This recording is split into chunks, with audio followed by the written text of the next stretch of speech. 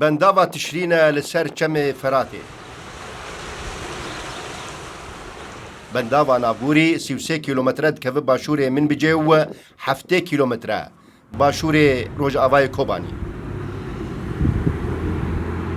ji ber kêmbûna ava çemê Firatê, rêveberiya Xweser kar li vê bendavê bo berhemanîna elektrîkê ji yekê adarê heta 8 mehê rawestan.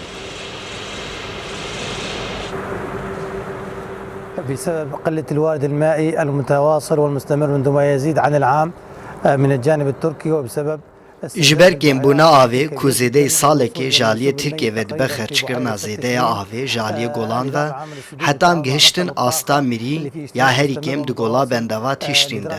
Lewra de encama civînên berdewam ên îdareya bendavan li gel ofîsa enerjiyê de me kar li bendava rawestan. Daw ku em avê ji welatiyan re dabîn bikin û demsala çandiniyê ya 2023yan rizgar bikin.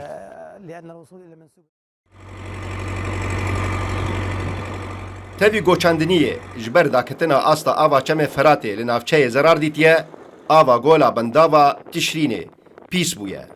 Lewra nexweşiya kolêrayê li bazarokan peyda bûye. ما عندنا كهرباء.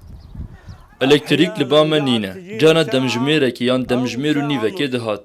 Lê niha qet nayê. Ji ber av zêde da ketiye û nikarin li bendavê berhem bîne.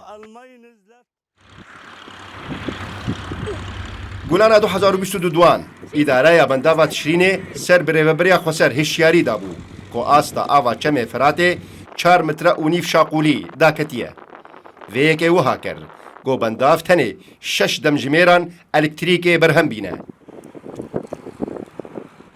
Lê berdewambûna Tirkiye li ser girtina ava çemê Firatê we nedana pişka Sûriyê ya avê 500 metre sêca di çirkeyekê de li gor rêkeftina 1987 û niha Tirkiye 200 metre sêca di çirkeyekê de dişîne. Tê pêşbînîkirin karasatek mirovî li navçeyê çê bibe. Loloxan Rûdaw.